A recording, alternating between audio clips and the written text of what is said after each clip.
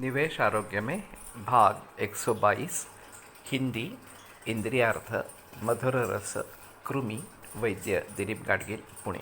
तो हम मधुर रस के बारे में बात कर रहे थे और उसका डायबिटीज़ से जो नाता जोड़ा गया है उसके बारे में काफ़ी चर्चा हुई है। खास करके बच्चों में मधुर रस अति प्रिय इस प्रकार का होता है, बचपन से ही उसको आदत रहती है मधुर रस की और फिर उसका सेवन बढ़ता जाता है। पुराने ज़माने में ये गुड़ाम्बा साखरम्बा इस प्रकार के कुछ पदार्थ बनते थे या फिर स्वीट्स बनते थे, तो उसके ज़रिए उसका सेवन होता था। अब के ज़माने में ये चॉकलेट्स, टॉफ़ीज़, केक्स, पेस्ट्रीज़ वगैरह वगैरह के ज़रिए इसका सेवन बढ़ गया है। तो इसके ज़रिए एक तो अग्निमांद्य होता है, अग्नि मंद हो जाता है, पचन शक्ति कम हो जाती है इस प्रकार से, और फिर उससे काफ़ी दिक्कतें होती है। खास करके कफ की वृद्धि होती है, तो कफ से निर्माण होने वाले सर्दी जुकाम ये बार बार पीड़ा देते हैं। उसी के साथ कृमि का भी एक संभव रहता है और ये तुरंत पता लगता है ऐसा नहीं है। कभी कभी थोड़ा श्वेतवैवर्ण्य चेहरे पर दिखाई देता है या गुदकंडू ये लक्षण दिखाई देता है, तो उसके द्वारा अनुमान किया जा सकता है कि इसमें कृमि की आशंका इस प्रकार की है। तो इसमें मधुर तो बंद करना है, लेकिन बच्चे मधुर के बिना रहते नहीं हैं। तो शहद एक अच्छा ऑप्शन है, लेकिन ये प्योर हनी इस प्रकार का होना ज़रूरी है, शुद्ध मध होना चाहिए। तो वो रोटी पे लगा के वगैरह इस प्रकार से दे सकते हैं। तो ये उत्तम कफग्न है और नैसर्गिक है, तो ये अच्छा पर्याय है।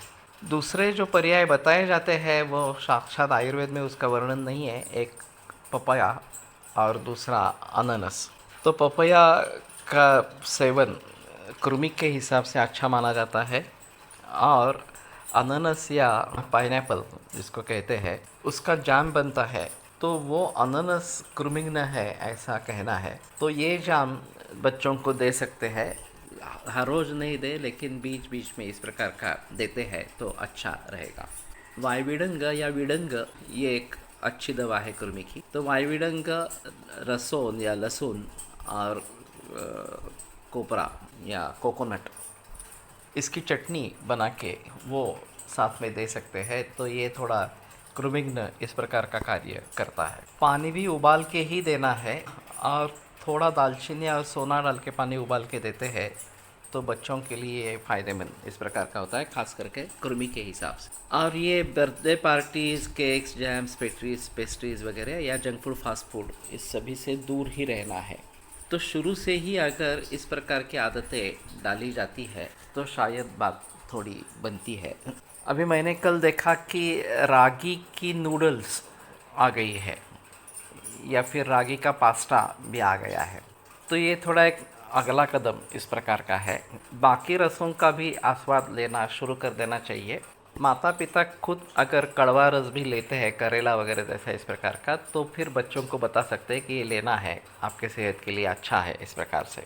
और धीरे धीरे बाकी रस भी उसको चखाना शुरू करे, उसका टेस्ट उसको डेवलप करे, तो फिर मधुर रस से थोड़ा छुटकारा इस प्रकार का होगा। लेकिन मधुर रस बिल्कुल गलत ही है, डायबिटीज़ में भी बहुत गलत है ऐसी भी बात नहीं है।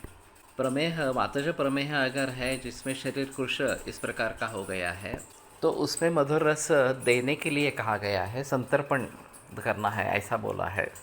और वसंत कुसुमाकर एक उसकी खास दवा है, उसका अनुपान शहद और शक्कर इस प्रकार का बताया गया है डायबिटीज़ में। सोच समझकर निर्णय करना जरूरी इस प्रकार का रहेगा, किसी एक बहकावे में मत जाओ।